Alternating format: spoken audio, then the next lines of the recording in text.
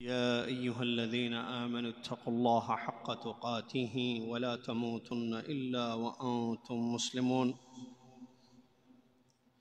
يا أيها الناس اتقوا ربكم الذي خلقكم من نفس واحدة وخلق منها زوجها وبث منهما رجالا كثيرا ونساء واتقوا الله الذي تساءلون به والأرحام إن الله كان عليكم رقيبا. يا أيها الذين آمنوا اتقوا الله وقولوا قولا سديدا يصلح لكم أعمالكم ويغفر لكم ذنوبكم ومن يطع الله ورسوله فقد فاز فوزا عظيما.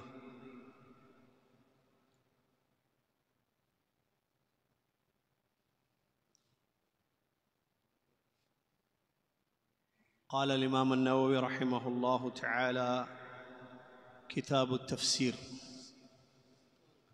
قال الإمام مسلم ابن حجاج النيسابوري رحمه الله: السلام عليكم.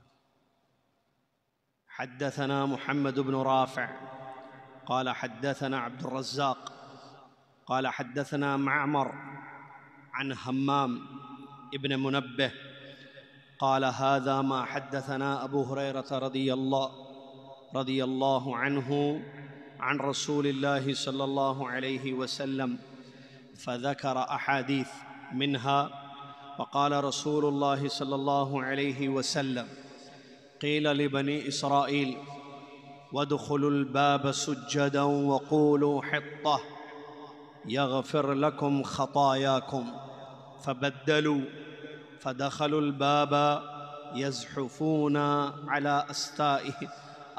على أستاههم وقالوا: حبة في شعرة.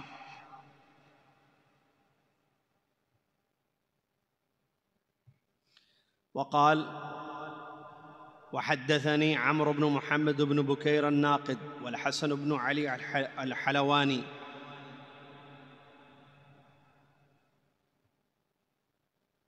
وعبد بن حميد قال حدثني وقال الآخران حدثنا يعقوب يعنون ابن إبراهيم بن سعد قال حدثنا أبي عن صالح وهو ابن كيسان عن ابن شهاب قال: أخبرني أنس بن مالك رضي الله عنه أن الله عز وجل تابع الوحي على رسول الله صلى الله عليه وسلم قبل وفاته حتى توفي، وهو أكثر ما كان الوحي يوم توفي رسول الله صلی اللہ علیہ وسلم. تمام تعریف، ہر قسم کی بڑائی اور کبریائی اس اللہ تبارک و تعالیٰ کے لیے ہے جو اللہ رب العالمین ہم سب کا مالک اور خالق ہے، جو ہم سب کا حقیقی معبود ہے. اس کے سوا کوئی عبادت کے لائق نہیں ہے. جس نے ہم سب کے لیے دین اسلام کو پسند کیا اور اس کو دنیا میں نازل کیا. سبحان اللہ و بحمدہ سبحان اللہ العظیم. صلاۃ و سلام ہو اس کے بعد اللہ کے آخری نبی امام الانبیاء محمد الرسول اللہ صلی اللہ علیہ وسلم کی ذات گرامی پر کہ جنہوں نے ہم تک اپنی حدیثوں کے ذریعے دین کی باتوں کو بیان فرمایا. اللہم صلی علی محمد وعلی آل محمد کما صلیت علی ابراہیم وعلی آل ابراہیم انک حمید مجید. اللہم بارک علی محمد وعلی آل محمد کما بارکت علی ابراہیم وعلی آل ابراہیم انک حمید مجید. حمد و صلوات کے بعد آج 6 جمادی الاخرہ 1442 ہجری مطابق 19 جنوری 2021 عیسوی حدیث شریف کا درس آپ کی خدمت میں پیش ہے. صحیح مسلم کی حدیثیں ہم پڑھ رہے ہیں. پچھلے ہفتے سفر کی وجہ سے درس نہیں ہو پایا، جس کی اطلاع آپ کو دی گئی، آج سے باقاعدہ ہفتے کے سارے دروس آپ کی خدمت میں انشاءاللہ پیش کیے جائیں گے۔ یہ درس حدیث ہے جس میں آپ تشریف فرما ہیں۔ آپ کو یاد ہوگا یقیناً کافی عرصے سے ہم صحیح مسلم کی حدیثوں کو پڑھ رہے ہیں، اور پچھلے مہینے یا پچھلے مہینوں میں جو چیپٹر یا جو کتاب ہم نے پڑھی صحیح مسلم کی، وہ کتاب الزہد والرقائق، دنیا سے بے رغبتی اور دلوں کو نرم کرنے والی احادیث مختلف ہم نے پڑھی۔ آج سے باقاعدہ ایک نیا چیپٹر، جس کو عربی میں کتاب بھی کہتے ہیں، نیا چیپٹر کتاب شروع کی جا رہی ہے صحیح مسلم کی، اور وہ ہے کتاب التفسیر۔ حدیث کی کتاب صحیح مسلم، اس میں کتاب التفسیر، یعنی آیتوں کے متعلق جو احادیث آئی ہیں، بعض آیتوں کے متعلق جو احادیث آئی ہیں ان کو انشاءاللہ ہم پڑھیں گے۔ اور واضح رہے بات کہ یہ بعض منتخب آیتیں ہیں جس کو امام مسلم رحمۃ اللہ علیہ نے کتاب التفسیر میں نقل کیا ہے۔ بلکہ یہ بات آپ کو معلوم ہونی چاہیے کہ یہ حدیث کی، دیکھیے حدیث کی جو کتاب ہوتی ہے، جیسے ابھی ہم صحیح مسلم پڑھ رہے ہیں تو اس میں ڈیفرنٹ چیپٹرز ہم نے پڑھے ہیں، اگر آپ کو پورا یاد ہوگا۔ کتاب الطہارہ ہم نے پڑھا، کتاب الایمان ہم نے پڑھا، کتاب العلم ہم نے پڑھا، یعنی طہارت سے متعلق حدیثیں، ایمان سے متعلق حدیثیں، فتنوں کے متعلق حدیثیں، زہد اور رقائق کے متعلق حدیثیں، زکوٰۃ کے متعلق حدیثیں۔ تو یہ الگ الگ چیپٹر، اسی میں ایک چیپٹر ہوتا ہے تفسیر حدیث۔ حالانکہ قسم التفسیر ایک الگ ہے، قرآن کی تفسیر ایک الگ سبجیکٹ ہے، میں بات کر رہا ہوں حدیث میں بھی کتاب التفسیر ہوتی ہے۔ جیسے صحیح بخاری میں بھی کتاب التفسیر ہے، صحیح مسلم میں بھی ہے، جس کو ہم ابھی آج شروع کرنے جا رہے ہیں۔ 2 حدیثیں ہیں ہمارے پاس آج انشاءاللہ۔ تو تفسیر سے متعلق یعنی بعض آیتوں کی تفسیر، بعض آیتوں یہاں امام مسلم رحمۃ اللہ علیہ نے بیان کیا ہے، وہ انشاءاللہ ہم پڑھیں گے۔ آج جو تفسیر ہے وہ سورہ بقرہ کی آیت نمبر 58-59، 58 اور 59، ان 2 آیتوں کی تفسیر میں جو حدیث آئی ہے، 2 آیتوں جو بنو اسرائیل سے تعلق رکھتی ہیں، یہ آیتیں ان پر جو اللہ کا عذاب آیا اس سے متعلق یہ آیت ہے، ابھی ہم پڑھیں گے انشاءاللہ۔ تو اس آیت کا پس منظر یا اس آیت کی تفسیر میں جو حدیث وارد ہوئی ہے اس کو یہاں ہم انشاءاللہ پڑھنے جا رہے ہیں۔ یہ آپ ذہن میں رکھیں، آئندہ بھی جو پڑھیں گے ہم، کوئی منتخب آیت ہوگی، کسی آیت کی روشنی میں جو تفسیر حدیث میں موجود ہے، تمام آیتوں کی تفسیر حدیث میں موجود ہے، لیکن یہاں ہم چونکہ وقت کا خیال رکھتے ہیں، منتخب آیات جو کتاب التفسیر جو صحیح مسلم میں ہے، اس میں امام مسلم رحمۃ اللہ نے کن کن آیتوں کی روشنی میں احادیث کو جمع کیا ہے اور ہم تک پہنچایا ہے، اس کو ہم انشاءاللہ پڑھنے جا رہے ہیں۔ پہلی حدیث امام مسلم رحمۃ اللہ علیہ اپنی سند میں، جس میں ان کے استاد محمد بن رافع اور وہ اپنے استاد عبد الرزاق اور وہ اپنے استاد معمر اور وہ اپنے استاد حمام بن منبہ، ان تمام روات سے روایت کرتے ہیں رحمہم اللہ تبارک و تعالی، ایک کے بعد ایک۔ جیسے امام مسلم رحمۃ اللہ علیہ محمد بن رافع رحمۃ اللہ علیہ سے روایت کر رہے ہیں، وہ امام عبد الرزاق رحمۃ اللہ علیہ سے روایت کر رہے ہیں، وہ امام معمر رحمۃ اللہ علیہ سے روایت کر رہے ہیں۔ یہ سند ہے حدیث جو آپ جانتے ہیں، باقاعدہ ہم پڑھتے ہیں اس کو۔ وہ حضرت حمام بن منبہ رحمۃ اللہ علیہ سے جو تابعی ہیں ان سے روایت کر رہے ہیں، وہ کہتے ہیں کہ ہم سے ابو ہریرہ رضی اللہ تعالیٰ عنہ نے نبی صلی اللہ علیہ وسلم کی مختلف حدیثیں جو تفسیر کے متعلق تھیں، آیتوں کی تفسیر کے متعلق کئی حدیثوں کو ابو ہریرہ رضی اللہ تعالیٰ نے ہم سے بیان کیا۔ ان بیان کردہ احادیث میں سے ایک حدیث یہ بھی ہے کیا کہ رسول اللہ صلی اللہ علیہ وسلم نے ارشاد فرمایا، بنو اسرائیل سے کہا گیا، بنو اسرائیل سے کہا گیا کیا، وَادْخُلُوا الْبَابَ سُجَّدًا، یہ آیت ہے سورہ بقرہ کی آیت ہے، وَادْخُلُوا الْبَابَ سُجَّدًا، دروازے سے حالت سجدے میں داخل ہو جاؤ، جھک کر دروازے سے داخل ہو، وَقُولُوا حِطَّةٌ، اور کہو حِطَّہ، کیا کہو؟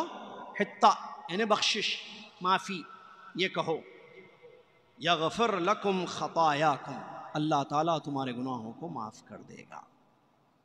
فبدلوا، رسول صلی اللہ علیہ وسلم بیان فرماتے جب ان سے یہ کرنے کو کہا گیا تو بنو اسرائیل نے اس کو بدل دیا. فَدَخَلُوا الْبَابَ يَزْحُفُونَ عَلَىٰ أَسْتَاحِهِمْ، تو وہ اپنے سرینوں کے بدلے بجائے کہ جھک کر داخل ہوں بدل دیا، اور اپنے سرین کے بدلے یعنی اپنے جو نیچے کا حصہ ہوتا ہے اس پر بیٹھ کر ایسے بیٹھ کے اپنے آپ کو گھسیٹتے ہوئے داخل ہوئے. اور ان سے کہا گیا حطہ کہو یعنی معافی یا بخشش جو معنی ہے اس کو. انہوں نے کہا حبۃ فی شعرہ، انہوں نے کہا حطہ کی جگہ حبہ یعنی دانا، انہوں نے کہا دانا، جو کا دانا. یہ اللہ کے نبی صلی اللہ علیہ وسلم نے ان کے متعلق بیان فرمایا. دراصل اس حدیث میں جو بھی آپ نے سنا کہ ہمارے نبی صلی اللہ علیہ وسلم بیان فرماتے ہیں بنو اسرائیل کے بارے میں کہ اللہ تبارک و تعالیٰ نے ان کو حکم دیا کہ وہ دروازے سے جھک کر داخل ہوں اور حطہ کہیں. ایک کام کرنے کے لیے کہا گیا اور ایک بات کہنے کے لیے، قول اور فعل یا فعل اور قول کا حکم دیا گیا. کام کیا تھا؟ اللہ کا شکر بجا لاتے ہوئے جھک کر داخل ہو. اور کہنا کیا تھا ان کو؟ حطہ. کیا کہنا تھا؟ حطہ یعنی معافی. تو ان لوگوں نے دونوں چیزوں کو بدل دیا، فعل کو بدلا، کام کو. جھک کر جانے کے لیے کہا گیا تو لوگ جھک کر نہیں گئے بلکہ بیٹھ کر اپنے آپ کو گھسیٹتے ہوئے داخل ہوئے. بیٹھ کر جیسے آدمی آگے بڑھتا ہے بیٹھنے کی شکل میں. اور کہا گیا حطہ کہو تو انہیں کہا حنطہ، انہوں نے کہا حبہ. حطہ یعنی معافی، حبہ یعنی دانا. کسی بھی چیز کا دانا جو ہوتا ہے، غلے کا دانا ہوتا ہے، اس کو کہتے ہیں حبہ. تو اس طریقے سے انہوں نے اللہ رب العالمین کے فرمان کو، حکم کو بدلا. دراصل واقعہ کیا ہے؟ امام مسلم رحمۃ اللہ علیہ قرآن مجید کی اس آیت کی تفسیر میں اس حدیث کو نقل کرتے ہیں. پوری آیت میں آپ کو پڑھ کر سناتا ہوں جو سورہ بقرہ کی آیت نمبر 58 اور 59، 58 59.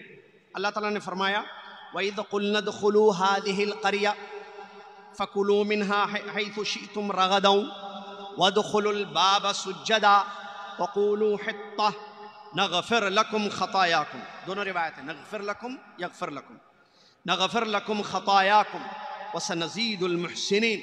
فبدل الذين ظلموا قولا غير الذي قيل لهم فأنزلنا على الذين ظلموا رجزا من السماء بما كانوا يفسقون. یہ ہے دو آیت. ترجمہ کیا ہے؟ وَإِذْ قُلْنَا، جب ہم نے کہا، ادخلوا هذه القرية، اس بستی میں داخل ہو جاؤ. جب ہم نے کہا اس بستی میں داخل ہو جاؤ، فَكُلُوا مِنْهَا حَيْثُ شِئْتُمْ رَغَدًا، تم اس بستی میں داخل ہو کر جو چاہے اس بستی کی نعمتوں کو آرام سے کھانا. اللہ کی جو نعمتیں بستی میں پڑی کیوں کھاؤ پیو. وَادْخُلُوا الْبَابَ سُجَّدًا، جو بستی کا دروازہ ہے اس سے جو ہے جھک کر داخل ہونا. سجدہ کا دو معنی بیان کیا گیا، جھک کر داخل ہونا. بعض نے کہا داخل ہونے کے بعد سجدہ کرنا اندر اللہ کو، شکر بجاتا، نعمت پر شکر ادا کر، سجد شکر. بعض نے کہا جھک کر داخل ہونا. جھکنا کس کے سامنے؟ اللہ کے سامنے، عاجزی اور انکساری کی جو کیفیت ہوتی ہے جھکنا. بعض نے کہا کہ داخل ہونے کے بعد دروازے سے سجدہ کرو اللہ کو کہ جس اللہ نے تمہیں اس نعمت سے نوازا ہے. اور حطہ کہو. کیا کہو؟ حطہ. حطہ یحط یعنی ختم کرنا، مٹا دینا، معافی، یعنی اللہ ہمارے گناہوں کو معاف کر دے. حطہ کا معنی اللہ ہمارے گناہوں کو ختم کر دے. گرنے کا معنی ہوتا ہے حطہ کا اصل معنی، یعنی ہمارے گناہ جھڑ جائیں، ہمارے گناہ ختم ہو جائیں، خطایا ہمارے. یہ کہو نغفر لکم خطایاکم، تو ہم کیا کریں گے؟ تمہارے گناہوں کو بخش دیں گے. وَسَنَزِيدُ الْمُحْسِنِينَ، اور اچھے لوگوں کو، احسان کرنے والوں کو اور زیادہ ہم عطا کریں گے، معاف بھی کر دیں گے. معافی مانگ لو اور ہم اور مزید نعمتوں سے تمہیں نوازیں گے اگر تم محسن ہو. یہ حکم ملا تھا. فبدل الذین ظلموا قولا غیر الذی قیل لهم. تو جن لوگوں نے ظلم کیا، یعنی ان لوگوں نے، بنو اسرائیل ظالم تھے، ان لوگوں نے وہ بات بدل دی جو ان سے کہی گئی تھی. کیا بات کہی گئی تھی ان سے؟ ان سے کہا گیا تھا کہ جھک کر جانا، یہ لوگ جھک کے نہیں گئے. ان سے کہا گیا حتہ کہو، ان لوگوں نے حتہ نہیں کہا بلکہ حبہ کہا، بدل دیا. جب بدلا تو پھر سزا ہونی ہے. فَأَنزَلْنَا عَلَى الَّذِينَ ظَلَمُوا رِجْزًا مِّنَ السَّمَاءِ. تو یہ لوگ جنہوں نے ظلم کیا ان پر ہم نے آسمان سے عذاب کو نازل کر دیا. بِمَا كَانُوا يَفْسُقُونَ. کس وجہ سے؟ جو فسق، جو گناہ، جو برائیاں یہ کر رہے تھے. اس آیت میں اللہ تبارک و تعالیٰ نے بنو اسرائیل کا ذکر کیا ہے. آپ کو پتا ہے بنو اسرائیل جس کی طرف کئی پیغمبر بھیجے گئے، جس میں سے ایک مشہور پیغمبر کون ہے؟ موسیٰ. کون ہے؟ موسیٰ. ان کی قوم ہے بنو اسرائیل. اسرائیل یعقوب علیہ السلام کا نام ہے. ان کی چونکہ نسل ہیں، یعقوب علیہ السلام کی نسل، تو ان کو بنو اسرائیل کہا گیا، جس کا ذکر قرآن میں بہت ساری آیتوں میں موجود ہے. اور ان کی طرف پیغمبر کئی بھیجے گئے. اللہ نے بڑی نعمتوں سے اس قوم کو نوازا تھا، لیکن ان لوگوں نے اللہ کی نعمتوں کی قدر نہیں کی. انہوں نے ناشکری کی، انہوں نے نبیوں کو قتل کیا، انہوں نے اپنے پیغمبروں کی اطاعت اور فرمانبرداری نہیں کی. تو اللہ تبارک و تعالیٰ کی طرف سے اس قوم پر عذاب آیا. اور قرآن میں یہ تک بتایا گیا کہ اللہ تعالیٰ کا عذاب ان پر قیامت تک رہے گا. اللہ تعالیٰ ایسے ایسے دشمن ان کے پیدا کرے گا جو ان کو ماریں گے، عذاب دیں گے. اور اس کی مثالیں ہٹلر وغیرہ آپ بہت ساری دیکھ سکتے ہیں تاریخ میں جو موجود ہے. تو بنو اسرائیل بڑی بدبخت قوم ہے، یہود بنو اسرائیل، جن پر جو ہے کئی قسم کا عذاب آیا. تو یہاں اس آیت میں اللہ تبارک و تعالیٰ ایک واقعے کو بیان کر رہا ہے جو اللہ تبارک و تعالیٰ نے ان کو حکم دیا تھا کہ یہ جو ہے مقدس سرزمین فلسطین میں داخل ہوں، بیت المقدس فلسطین علاقے میں داخل ہوں، اور وہاں جو ظالم لوگ ہیں ان کے ساتھ جہاد کریں. یہ اللہ تعالیٰ کا ان کو حکم بھی ملا تھا. ان لوگوں نے اللہ کے اس حکم کو نہ مانا. داخل تو ہوئے اس وہاں، لیکن جو جہاد کا حکم ان کو ملا تھا اس جہاد سے ان لوگوں نے منہ موڑ لیا. جہاد نہیں کیا ان لوگوں نے. تو اللہ کا عذاب ان پر یہ آیا. 40 سال سینا کی صحراؤں میں، ڈیزرٹ میں بھٹکتے رہے، کوئی ٹھکانہ نہیں ملا. 40 سال، اور اس کا ذکر قرآن میں موجود ہے. یتیہون فی الارض. 40 سال ان پر عذاب آیا. کتنے سال؟ 40 سال بھٹکتے رہے، بھٹکتے رہے. کہاں؟ صحرا میں، سینا کی. پھر اللہ تعالیٰ نے ان کو معاف کر دیا. 40 سال کے بعد اللہ تعالیٰ نے ان کو معاف کر دیا. اس کے بعد ان کو حکم ملا. حکم پہلے جہاد کا ملا، جہاد نہیں کیے، عذاب آیا 40 سال کا. پھر وہ 40 سال کا عذاب ختم ہوا، اللہ نے معاف کر دیا ان کو. معافی مانگے، معاف کر دیا اللہ نے. اب اس کے بعد دوسرا حکم ملا، اور وہ یہ جو اس آیت میں ذکر ہے کہ بستی میں داخل ہو. یہ بستی دروازے سے داخل ہو، بیت المقدس. اس سے مراد جو ہے لکھتے ہیں امام مجاہد رحمۃ اللہ علیہ، جو امام عبداللہ بن عباس کے شاگرد ہیں، تفسیر میں لکھتے ہیں کہ ان کو جو ہے باب ایلیا باپ کا نام ہے. بیت المقدس ایلیا باپ سے داخل ہونے کا حکم اللہ نے دیا ہے. کب؟ وہ عذاب ختم ہونے کے بعد. جب بھٹکتے رہے تو کہا ٹھیک ہے، عذاب ختم ہو گیا 40 سال کا، اللہ نے معاف کر دیا ان کو. ان کی توبہ قبول کری اللہ نے اور معافی دے دی. اب معافی دینے کے بعد ان کو 2 چیزوں کا حکم ملا کہ اب تم بیت المقدس جاؤ ایلیا دروازے سے. اور جانا کیسے؟ جھک کر. اور دروازے سے داخل ہونے کے بعد اندر جا کر بستی میں پہلے اللہ کو سجدہ کرو. جس اللہ نے تمہیں یہ بستی عطا کی بیت المقدس، سجدہ کرو. اللہ نے تمہیں 40 سال بھٹکتے رہے نا صحرا میں، اب ٹھکانہ ملا. جب ٹھکانہ ملا اللہ کی جانب سے تو تم اللہ کا سجدہ کرو، اللہ کو سجدہ کرو. اور حتیٰ کہو. کیا حتیٰ؟ اللہ ہمارے گناہوں کو ختم کر دے, اللہ ہمارے گناہوں کو معاف کر دے, ہم سے گناہوں کی بخشش ہو جائے ہماری, یہ کہو. جیسا کہ کہا گیا سجدہ. ابن عباس رحمہ اللہ رضی اللہ تعالیٰ بیان فرماتے ہیں ان کو حکم ہوا کہ وہ جھک کر داخل ہو سجدے کی حالت میں. سجدے کا مطلب پورا سجدہ نہیں, جھک کر, جیسے رکوع ہوتا ہے. عبداللہ بن عباس کے امروا ان یدخلوا رکعا واصل السجود الالحاح. سجد لفظ ہے, سجدے کا اصل معنی ہوتا ہے جھکنا. جیسے رکوع میں انسان جھکتا ہے ویسے جھک کر داخل ہو. یہ عبداللہ بن عباس کا قول ہے. ٹھیک ہے, کیوں؟ خشوع خضوع اللہ کے لیے. اور ان سے کہا گیا کہ تم داخل ہونے کے بعد حتیٰ کہو. حتیٰ کہو مطلب بخشش. اللہ ہم نے تیری نافرمانی کی, ہم کو تو معاف کر دے. بعض لوگوں نے دوسرا معنی بیان کیا, جیسے امام وہاب رحمۃ اللہ علیہ کہتے ہیں جھک کر داخل ہونا سجد کا معنی نہیں ہے, بلکہ فَإِذَا دَخَلْتُمُوهُ فَاسْجُدُوا شُكْرًا لِلَّهِ. داخل ہو کر دروازے سے لیا اللہ کو سجدہ کرو. کیوں؟ نعمت پر شکر ادا کرتے ہوئے. ابن کثیر رحمۃ اللہ علیہ بیان فرماتے ہیں یہ جو حکم ملا ان کو سجدہ کرنے کا یا جھکنے کا, یہ اللہ تعالیٰ نے جو ان کے لیے فتح کیا, فتح عطا کی, مدد کی, اور ان کو بھٹکنے سے بچایا. جو بھٹک رہے تھے 40 سال, گمراہ ہو گئے تھے 40 سال, بھٹک رہے تھے, کوئی ٹھکانہ نہیں ملا, تو اللہ تعالیٰ نے ان کے لیے ٹھکانہ رکھا. بیت المقدس میں داخل ہونے کا حکم دیا باب ایلیا سے. تو اللہ تعالیٰ کا یہ حکم ہوا کہ اب تم اللہ کا شکر ادا کرو, اللہ کا شکر ادا کرو. اور حتیٰ کہو. حتیٰ کا معنی جیسے کہ ہم نے ابن عباس, امام حسن بصری, امام قتادہ, ابن زید, امام ربیع, امام انس, سب یہی, امام عطا رحمہ اللہ, صحابہ تابعین, حتیٰ کا معنی یہی بیان کرتے ہیں کہ حتیٰ کہنے کا جو حکم ہوا اس کا مطلب کہ اللہ ہمارے گناہوں کو مٹا دے. ایک قول بھی ہے جو امام اکرمہ رحمۃ اللہ علیہ کہتے ہیں حتیٰ کا مطلب لا الہ الا اللہ پڑھو, لیکن زیادہ صحیح پہلا قول ہے. کون سا؟ کہ حتیٰ کا معنی بخشش, معافی. تو ان لوگوں نے اس چیز کو بدل دیا. اچھا, اس کا فائدہ کیا ہوگا؟ اللہ نے فرمایا نغفر لکم خطایاکم.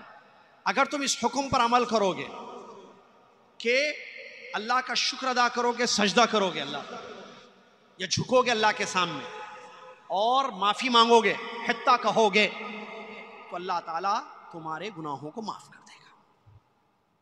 تمہارے گناہوں کو معاف کر دے گا. یہ اللہ نے وعدہ کیا. ان بدبختوں نے, ان ظالموں نے اللہ کے اس حکم کو, دیکھیں 40, کیسی قوم تھی ذرا اندازہ لگائیے, 40 سال بھٹکنے کے بعد اللہ نے ان کو معافی دے دی اور دروازے سے اس شکل میں داخل ہونے کا حکم دیا. 2 چیزوں کا مطالبہ ان سے تھا, 2 چیزوں کا حکم ان کو ملا کہ سجدہ کرو اور معافی مانگو, بس.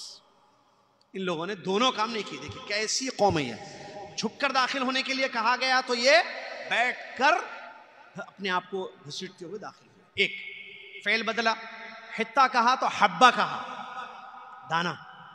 معافی دانے میں کتنا فرق. معافی مانگنے کے لیے کہا گیا تو اللہ تبارک و تعالیٰ نے ان پر پھر اپنا عذاب نازل کیا. یا اللہ تعالیٰ نے فبدل الذین ظلموا قولا قیل فانزلنا علی الذین رجزا من السماء بما كانوا يفسقون. جب ان لوگوں نے اللہ رب العالمین کے اس حکم پر عمل نہیں کیا تو اللہ تبارک و تعالیٰ کی طرف سے ان پر عذاب آیا. رجز عذاب کو کہتے ہیں, آسمان سے عذاب آیا وجہ ان کے گناہوں کی. یہ گناہ کیا ان لوگوں نے, جیسے داخل ہونے کا حکم تھا ویسے داخل نہیں ہوئے, جو کہنے کے لیے کہا گیا وہ نہیں کیے, فعل میں بھی مخالفت ہوئی اور قول میں بھی مخالفت ہوئی, تو اللہ تبارک و تعالیٰ کی طرف سے ان پر مزید عذاب آیا.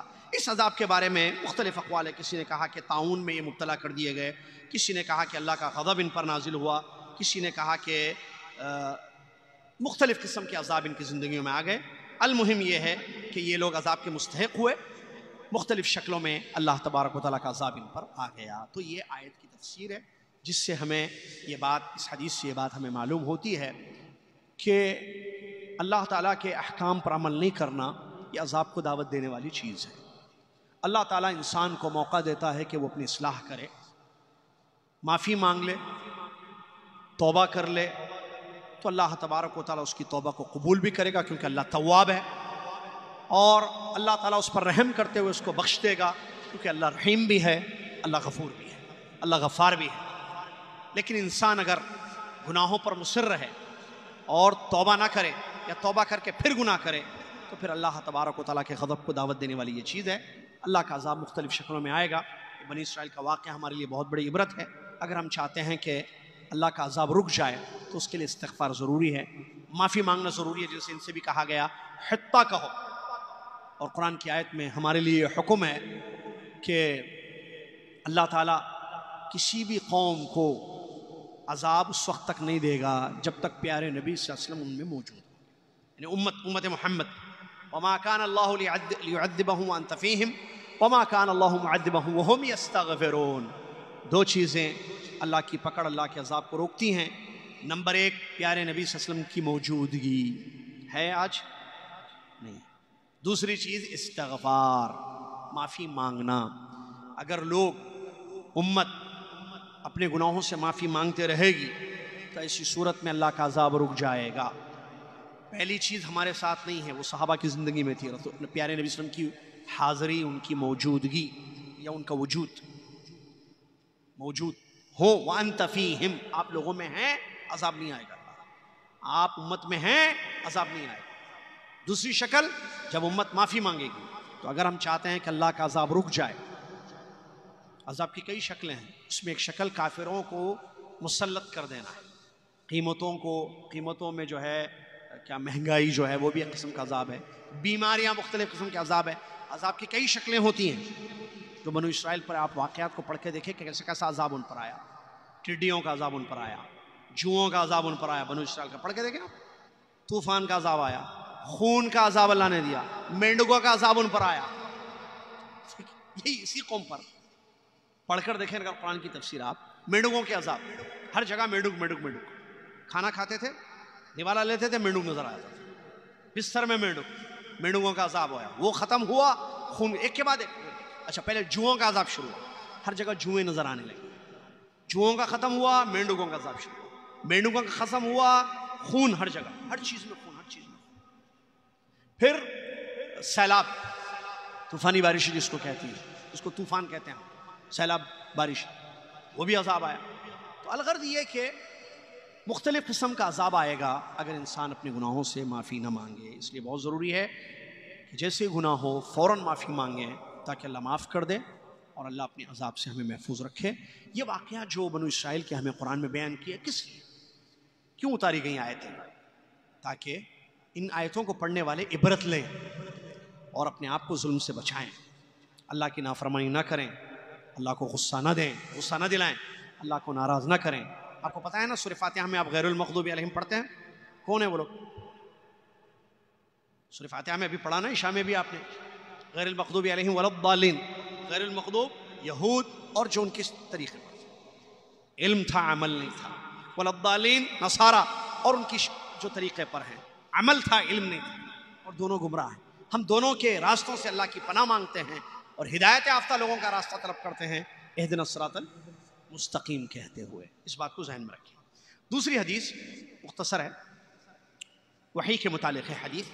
حضرت عمر بن محمد بن بکیر الناقد سے امام مسلم رحمۃ اللہ جو ان کے استاد، امام مسلم کے جو استاد ہیں، یہ ایک استاد، اور دوسرے استاد امام حسن بن علی الحلوانی، اور تیسرے استاد امام عبد بن حمید، ان تینوں سے روایت کرتے ہیں، اور یہ تینوں یعقوب بن ابراہیم بن سعد رحمۃ اللہ علیہ سے روایت کرتے ہیں، اور وہ صالح ابن کیسان رحمۃ اللہ علیہ سے روایت کرتے ہیں، اور وہ ابن شہاب محمد ابن مسلم ابن تدرس ابن شہاب الزہری جو امام زہری کے نام سے مشہور ہے، سنا ہوگا نام آپ نے، امام زہری رحمۃ اللہ علیہ سے روایت کرتے ہیں۔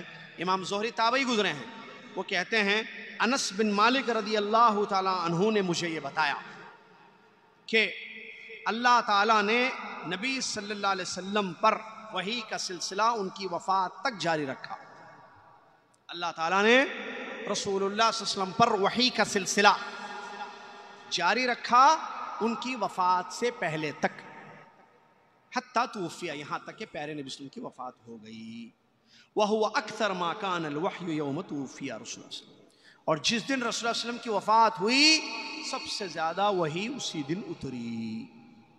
یہ حدیث ہے. کتاب التفسیر میں اس حدیث کو لائے ہیں جس میں وحی کے بارے میں ذکر کیا گیا ہے. کیا مطلب ہے اس کا؟ اس حدیث کا مطلب یہ ہے کہ حضرت انس بن مالک رضی اللہ تعالی عنہ جو صحابی رسول ہیں بیان فرماتے ہیں کہ نبی صلی اللہ علیہ وسلم پر جو وحی نازل ہوئی یہ ختم نہیں ہوئی جب تک کہ نبی علیہ السلام کی وفات نہیں ہوئی، سلسلہ جاری تھا. بیان کرنے کا مقصد ان کا کیا ہے؟ پہلے وحی آتی تھی مناسبات کی وجہ سے، کوئی مسئلہ پیش کیا، مسئلہ پوچھا گیا نبی صلی اللہ علیہ وسلم سے، نبی صلی اللہ علیہ وسلم سے کسی سائل نے، پوچھنے والے نے کوئی مسئلہ پوچھا تو اللہ کے نبی صلی اللہ علیہ وسلم انتظار کرتے تھے وحی کا، کیونکہ جواب نہیں تھا. نبی علیہ السلام اپنی خواہش سے اپنی طرف سے جواب نہیں دیتے تھے جب تک کہ ان کی طرف وحی نازل نہ ہو. اور یہ بات قرآن میں موجود ہے. کہاں؟ وَمَا يَنْطِقُ عَنِ الْهَوَىٰ إِنْ هُوَ إِلَّا وَحْيٌ يُوحَىٰ. نبی صلی اللہ علیہ وسلم اپنی خواہشوں سے نہیں بیان کرتے ہیں، جو کہتے ہیں وہ وحی ہوتی ہے. ٹھیک ہے؟ تو نبی علیہ السلام سے سوال ہوتا، آپ جواب کے لیے وحی کا انتظار کرتے، وحی آتی، نبی علیہ السلام جواب دیتے.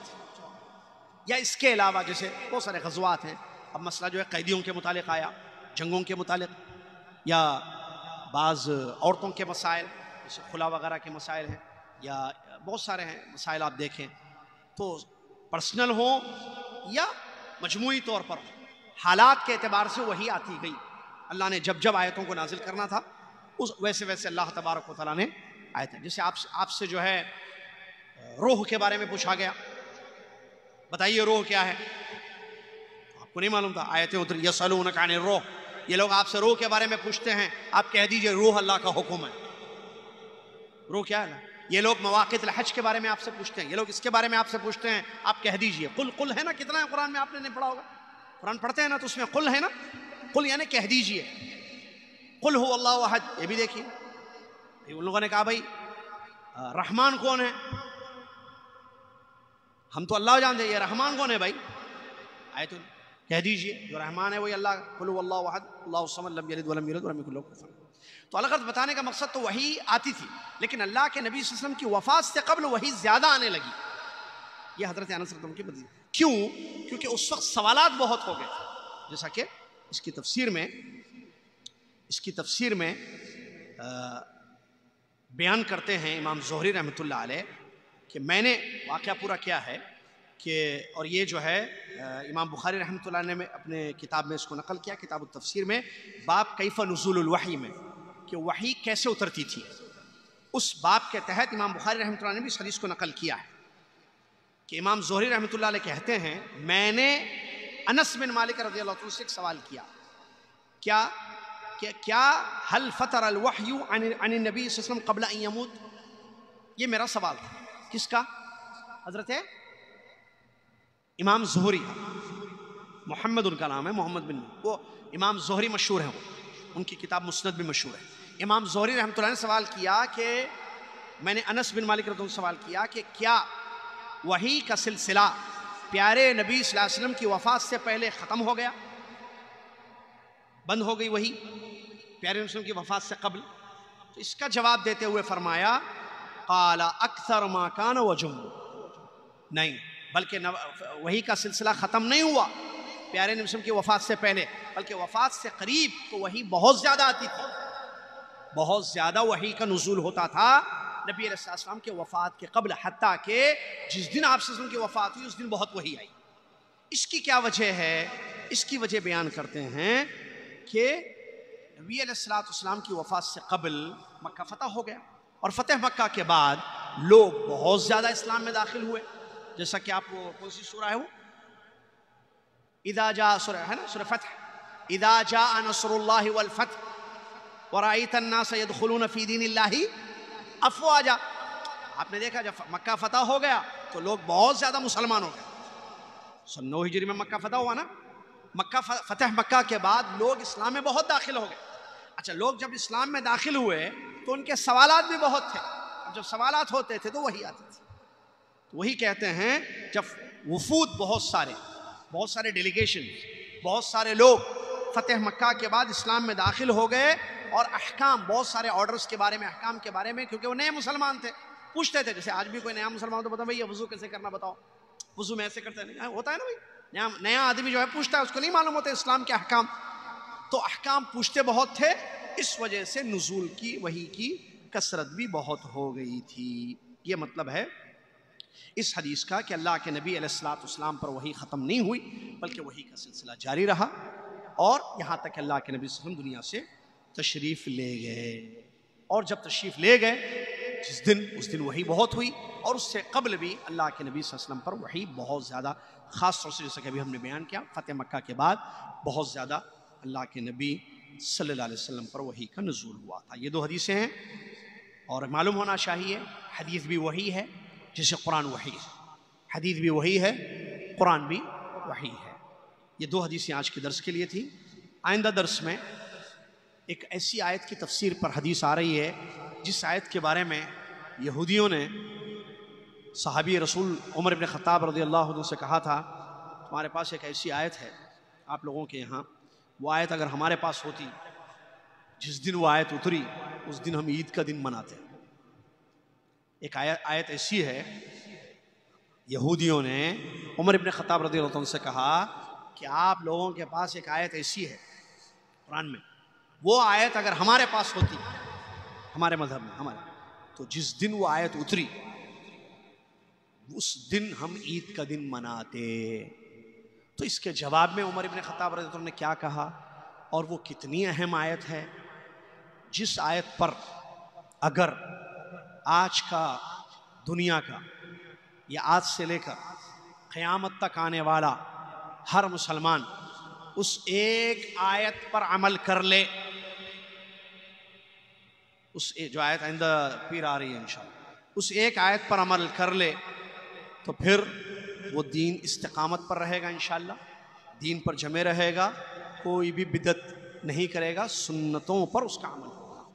اس ایک آیت پر اگر وہ عمل کر لے، اس آیت کو ایک سمجھ لے، کون سی ہے وہ آیت، کس سورے میں ہے، کیا ہے اس آیت کا ترجمہ، اس کی تفسیر آئندہ درس میں انشاءاللہ آپ کو بیان کریں گے. ایک آیت جو آپ بھی سمجھیں، میں سمجھاؤں گا انشاءاللہ. آیت مطلب صحابہ اور تابعین رحمہم اللہ رضی اللہ عنہ کے اقوال کی روشنی میں حوالے کے ساتھ باقاعدہ اس آیت کو آپ سمجھیں، دوسروں تک بھی پہنچائیں انشاءاللہ، تاکہ لوگ جو ہے اس ایک آیت، واللہ اس ایک آیت کا کوئی جواب نہیں دے سکتا.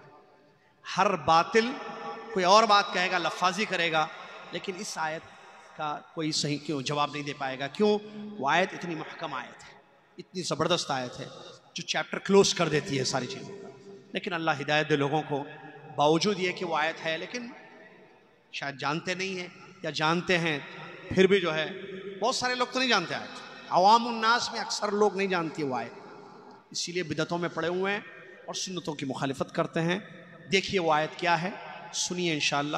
اللہ تعالیٰ مجھے اور آپ کو توفیق دے کہ ہم قرآن کو سننے والے، حدیث کو سننے والے بنیں، قرآن کو سمجھنے والے، حدیث کو سمجھنے والے بنیں، قرآن پر اور حدیث پر عمل کرنے والے بنیں. آمین. وآخر دعوانا الحمدللہ رب العالمین. اس کے علاوہ اس دعا کے بعد انشاءاللہ چہارشنبے کے دن جو ہمارا لائیو درس چلتا ہے وہ یوٹیوب پر اور فیس بک وغیرہ پر چلتا ہے، موت سے جنت تک کا سفر، وہ اس ہفتے سے پھر سے شروع ہو جائے گا انشاءاللہ. موت سے جنت تک کا سفر آپ کو شاید معلوم ہے، یہ ایک فیس بک پر، یوٹیوب پر لائیو یہیں جدہ سے آن لائن جو ہے پروگرام چل رہا ہے، کافی ہفتوں سے چل رہا ہے اور کافی ہفتے چلے گا. موت سے مرنے کے بعد انسان جنت تک جانا چاہے تو کن مراحل سے وہ گزرتا ہے، کیا کیا ہوتا ہے، یہ تمام چیزیں احادیث اور قرآنی آیات اور سلف صالحین کے اقوال کی روشنی میں ہم بیان کر رہے ہیں. یہاں کی ٹائم کے حساب سے، جدہ کی ٹائم کے حساب سے وہ جو ہے مغرب کی نماز ہر چہارشنبہ بعد نماز مغرب تا عشاء چل رہا ہے. لنکس خان صاحب، شکیل بھائی، حامد بھائی وغیرہ سے آپ حاصل کر سکتے ہیں جو یہاں پر موجود ہیں، ان لوگوں سے وہ لنک حاصل کر سکتے ہیں. چہارشنبے کے دن وینسڈے مغرب کی نماز کے فوری بعد شروع ہوتا ہے عشاء کی اذان تک، یہاں کے حساب سے جی قصص. اور اس کے علاوہ ایک درس ہمارا چل رہا ہے جو کل بھی ہوگا، اتوار اور منگل کو چل رہا ہے، کل سے وہ شروع ہوگا، وہ نبیوں کے قصے. یہ بھی لائیو پروگرام چل رہا ہے، شاید آپ کے علم میں ہو یا نہ ہو، اللہ عالم. میں آپ کو بتا رہا ہوں ابھی حضرت موسیٰ علیہ السلام کا واقعہ ہم پڑھ رہے ہیں. یہ بنو اسرائیل جس کے متعلق ایک آیت ہم نے بنو اسرائیل کا واقعہ، موسیٰ علیہ السلام کا واقعہ. بنو اسرائیل میں تو کئی پیغمبر آئے، لیکن موسیٰ علیہ السلام کا جو واقعہ ہے مکمل، وہ جو ہم قصص الانبیاء میں پڑھ رہے ہیں. اور یہ بھی ایک پیارا سا سلسلہ الحمدللہ اللہ کے کرم سے شروع ہوا ہے. نبیوں کے قصے جو قرآن میں اللہ نے بیان کیے ہیں، ایک کے بعد ایک نبی کا قصہ آ رہا ہے. اور یہ ہر منگل اور ہر اتوار 2 دن یہ درس شام کے وقت چلتا ہے. اس کے بھی لنکس آپ ساتھیوں سے حاصل کر سکتے ہیں. یہ ہمارے دروس کا سلسلہ ہے جو آپ کو معلوم ہونا چاہیے. مسجد عزیزہ کے علاوہ کے یہ دروس ہیں. اور اس کے علاوہ اتوار کے دن محرر فی الحدیث کا بھی ایک درس رات میں چلتا ہے، جو کہ جس میں نمازوں کی متعلق حدیث بڑی اہم ہم بتا رہے ہیں. وہ صرف مکسدار پر چلتا ہے، باقی کے دروس تو یہ ہیں. بہرحال یہ کچھ تفصیلات تھیں. مزید تفصیلات کے لیے ساتھی موجود ہیں، ہم بھی موجود ہیں انشاءاللہ. آپ سے گزارش ہے کہ ان تفصیلات کو معلوم کریں اور دوسروں تک بھی پہنچائیں، خود بھی مستفید ہوں اور دوسروں تک بھی ان چیزوں کو پہنچائیں تاکہ سب کو دین معلوم ہو جائے. جزاکم اللہ خیر. کفارۃ المجلس سبحانک اللہم وبحمدک اشہد ان لا الہ الا انت استغفرک واتوب الیک. السلام علیکم ورحمۃ اللہ وبرکاتہ.